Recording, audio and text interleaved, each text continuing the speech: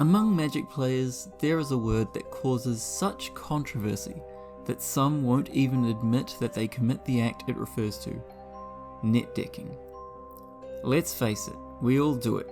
Even Greg from your LGS, who says he built his green-white Angel Stompy standard deck from scratch, and says he loathes those filthy Uro and Lurrus players.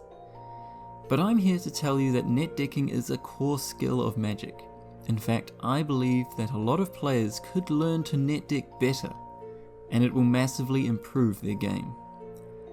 To explain this, I'm going to define netdecking into 3 levels, so let's dive down, shall we?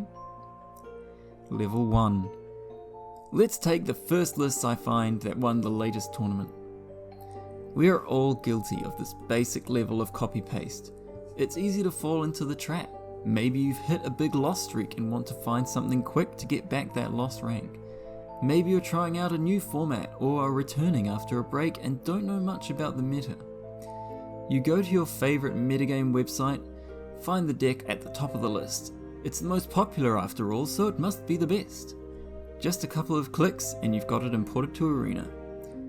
You hit the ladder and your rank starts rising again. Or does it? Most formats nowadays evolve at a blistering pace, and it's possible the list you just imported is already dated, or has been metagamed against.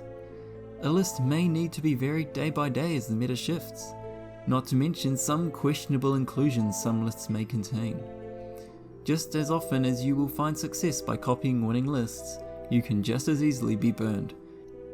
Remember, Mono Red Scred won a modern GP. Level 2. I'm going to look at the meta and find the list that has the best win rate. The same principles apply here, but with a little more research involved. With Arena causing a player explosion and more online tournaments being run with online deck lists, the access to data on deck performance is now better than ever. Take for example MTG Meta, which records the matchups from all tournaments such as daily Magic Fest Onlines. Here you can see win percentages of each matchup and percentage of the field each deck takes up. Also on MTG Arena Zone you can see all the deck lists that went undefeated in the latest Magic Fest Online. Looking at the number of each deck in this list, it's valuable in knowing which one has the best win rate at the moment.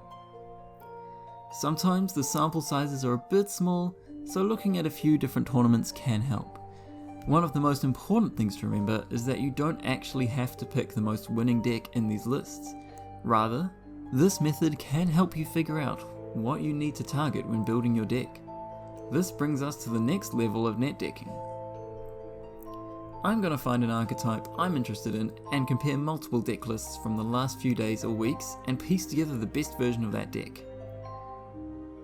Ultimately, the best way to use netdecking is to iterate what has already been built on and explore tech from others. What does this mean? A great tool I like to use is MTG Goldfish's card breakdown. This gives a summary of the amount of cards that are showing up in various lists and how many are included. If you want to do the hard yards, you can look at recent event lists to the side here and open up a bunch of them and look at what's in them. Essentially, the deeper you go and the more research you do, the more you can refine the list you settle on. By far the most important thing to look at here is sideboards. For most, these 15 cards are an afterthought, but it is very important that those cards mesh well with your main deck. You will often find some strange includes in sideboards when looking around also. Maybe you'll only end up changing a few cards or some numbers, but subtle changes can often give you big dividends. Of course, the netdecking doesn't stop once you've played your first match.